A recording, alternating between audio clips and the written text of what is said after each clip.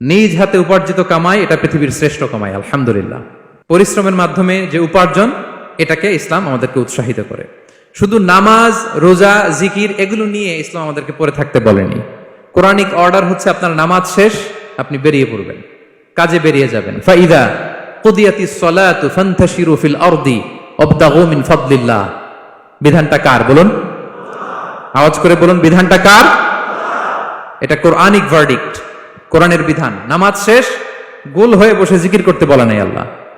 আল্লাহ বলেছে ফান্তাশিরু ফিল আরদ ওয়াবতাগু মিন ফাদলিল্লাহ, জমিনে ছড়িয়ে পড়ো, আল্লাহর রিজিক তালাশ করো। নামাজ শেষ, বেরিয়ে যাবেন। কৃষক চলে যাবে মাঠে, শ্রমজীবী চলে যাবে ফ্যাক্টরিতে, শিক্ষকরা চলে যাবে তাদের শিক্ষা প্রতিষ্ঠানে, কর্পোরেট ওয়ার্ল্ডের লোকেরা চলে যাবে তাদের প্রতিষ্ঠানে। ডেভেলপমেন্ট করতে হবে, সিভিলাইজেশন করতে হবে। নামাজের পরে গোল হয়ে বসে থাকা চলবে না। কি ব্যালেন্স দেখেছেন ইসলাম? আজান হয়েছে তো মসজিদে আসো, নামাজ শেষ বেরিয়ে পড়ো, আলহামদুলিল্লাহ।